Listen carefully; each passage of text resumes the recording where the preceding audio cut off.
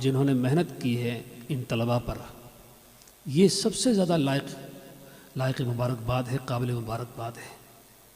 ان میں سے ہمارے عزیز مولوی محمد طلحہ بھی ہیں جو 2 سال پہلے وہاں سے فارغ ہوئے ہیں، میں ان کو پہلے سے جانتا ہوں، اور اس طرح کئی اور حضرات اساتذہ کرام ہیں جن کو میں سب کو نہیں جانتا ہوں۔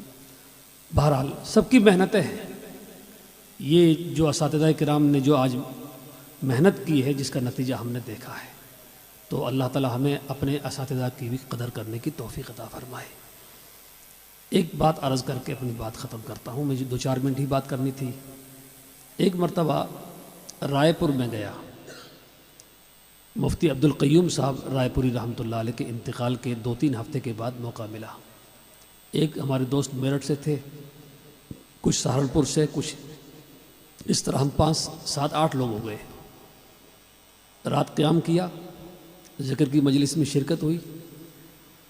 میں نے ان سے کہا کہ یہاں ایک سائیں عبداللہ کے نام سے ایک بڑے بزرگ رہتے ہیں، مجھے ان سے ملنا ہے۔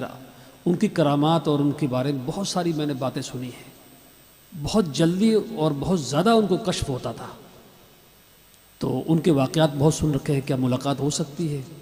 ایک صاحب نے فون کیا اور دوبارہ جواب دیا کہ وہ موجود ہے، زید پور گاؤں ہے، وہاں پر ملاقات ہو سکتی ہے۔ جمعہ کا دن تھا، گاڑی کی ہم لوگ پہنچ گئے۔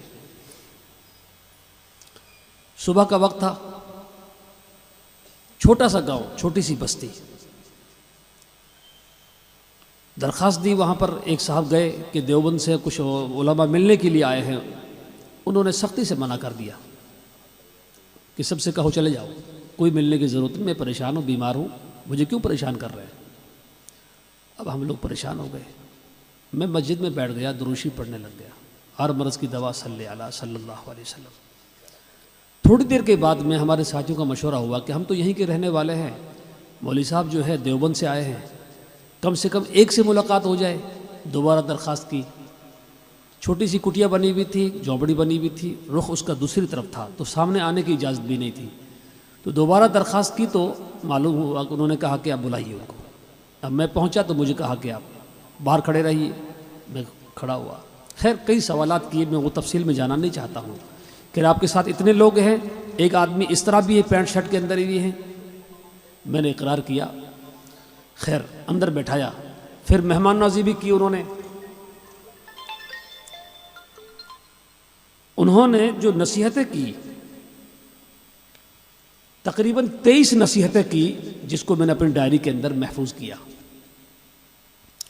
2 چیزوں پر زور دیا ان 23 میں سے، ایک تو